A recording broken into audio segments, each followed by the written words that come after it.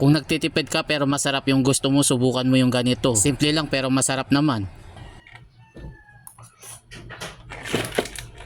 Hiniwa ko lang na pa-slant yung Baguio beans, tinanggalan ko na rin ng balat yung hipon. Sineparate ko naman yung ulo ng hipon, gagamitin ko kasi yan. Nai-ready ko na rin yung sibuyas at bawang. Pero bago yan, ini-ready ko na muna yung nabalatan kong hipon. Imamarinate ko lang kasi yan kahit ilang minuto. Naglagay na rin ako ng harina, 1 kutsara. Kung wala naman kayong harina, pwede rin naman kayong hindi maglagay. Naibuhos ko na rin yung paminta at maglalagay din ako ng paprika. Optional din yung paglagay nito tulad ng harina. Sunod naman yung oyster sauce, yung binuhos ko, tansya-tansya lang yung ginagawa ko. Kahit paminta at oyster sauce lang at konting asin lang yung ilagay ninyo, pwede na yan. At pagkatapos hinalo ko para mag-combine lahat yung mga inilagay kong pampalasa. Iminarinate ko lang yan ng 30 minutes at pagkatapos nag-start na rin ako magluto. Naglagay lang ako ng mantika at nang mainit na, nilagay ko na yung ulo ng hipon. Pinrito ko lang yan ng saglit para makuha ko naman yung katas. Sayang kasi kung itatapon ko agad yung ulo. Pero mas maganda kung gagamit kayo ng pampega para lalong makuha ninyo yung katas. Sayang kasi ando lahat yung lasa. Kahit yun laman, pinrito ko lang muna saglit kahit half cook lang. Madali kasing maluto yung hipon kapag ka naging orange na yun, ibig sabihin luto na. Kung sakaling nanonood ka pa rin, paki-like and share mo naman para madaming makapanood. At nang mag-iba na yung kulay, hinango ko na muna. Shoutout nga pala kay Maria Lilibet Kapalit ng Lipa City. At kay Jowin Duran, shoutout sa iyo sir. At kay Gemma Asuncion ng Marugondon, Cavite. Dinagdagan ko lang ng kaunting mantika tsaka ko naman nilagay yung bawang. At kung sakaling nanonood ka pa rin sa akin at bago ka lang sa page ko, welcome na welcome ka. Paki-follow mo na rin ako para updated ka sa mga susunod. At huwag mo na rin kalimutan na i-like and share. At nang lumabas na yung aroma ng bawang, nilagay ko na yung sibuyas. Continuous lang ako sa paghalo, lulutuin ko lang ito hanggang sa magiba na yung itsura. Kung sakaling nanonood ka pa rin, baka pwede mo naman i-comment kung taga saan ka para malaman ko kung saan napapanood yung aking video. Kapag magigisa ako ng gulay, ang ginagawa ko, ginigisa ko muna ng matagal para mag-combine lahat yung mga pampalasa at saka masarap yung gulay kapag ka naigigisa ng mabuti. Continuous lang ako sa paghalo, 20 pesos nga lang pala yung bili ko dyan sa green beans. May nabili kasi kaming hipon nung nakaraan, kaya naisip ko na lang na bumili na lang ako ng green beans at igisa ko na lang at isahog yung hipon. Continuous lang ako sa paghalo para mag-balance yung lasa. Medyo half cook na rin yung gulay kaya konting gisa na lang yung gagawin ko. Tapos yung katas ng hipon inilagay ko na rin, sayang kasi. At saka para magkaroon kahit konting sauce lang, naglagay uli ako ng powder na paminta. Hindi na rin ako naglagay ng oyster sauce, na ibuhos ko na rin kasi lahat. Nagpapa-shoutout nga pala sina Baby Jane Panes ng Aklan, Elias Padayaw ng Paniki, Tarlac, Romel Opelinia at Melanie Andres ng Antipolo City. Continuous uli ako sa paghalo para kumapit lahat yung mga pampalasang nakalagay. Pinakuluan ko na lang ito ng ilang minuto tsaka naman ako naglagay ng pampalasa, asin yung ginamit ko. Kaunti na lang muna yung inilagay ko tsaka ko na lang i-adjust kung sakaling kulang pa sa alat. Madali kasing mag-adjust kapag kakaunti lang muna yung inilagay ko. Pag tikim ko, sakto na yung alat. Kaunting inin na lang yung ginawa ko at isinaling ko na sa lagayan. Paano mga lods, kain muna tayo.